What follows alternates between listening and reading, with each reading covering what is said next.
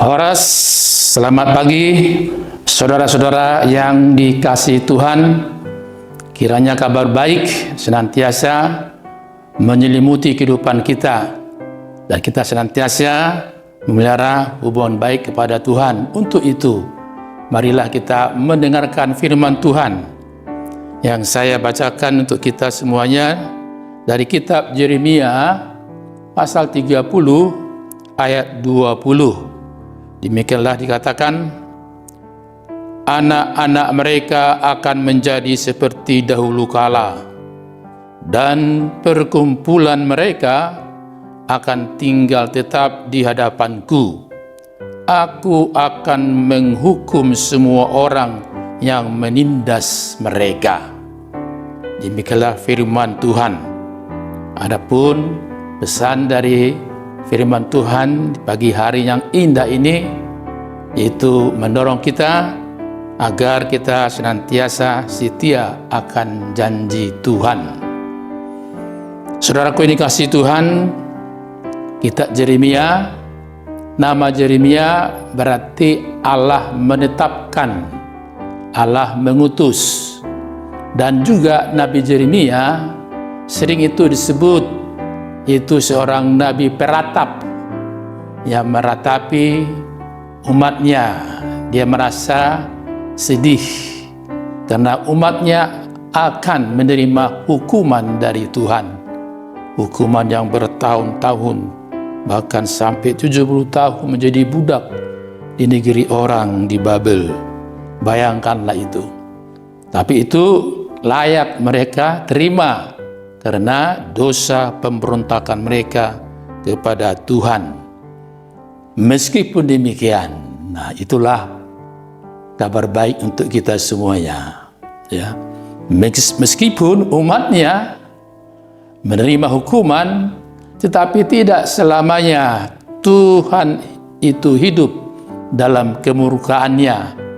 Ternyata kasih Allah jauh lebih besar dari murka Allah. Karena itu melalui Nabi Yeremia, dia diutus menetapkan bahwa janji Tuhan selalu manis.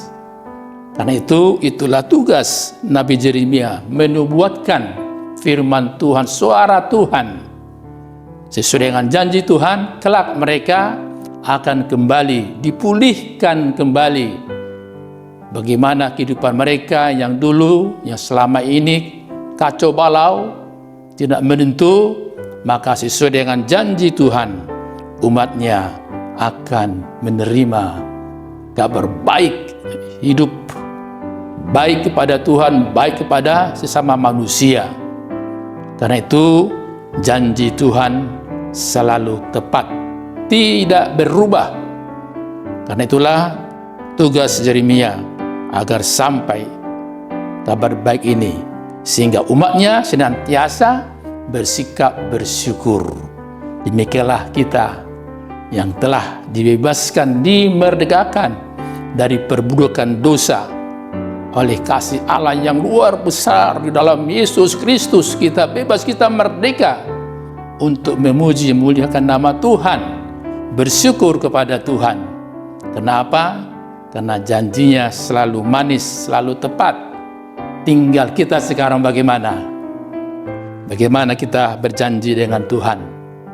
Mau kita senantiasa memulihkan hubungan kita, hubungan yang baik kepada Tuhan dengan sesama manusia?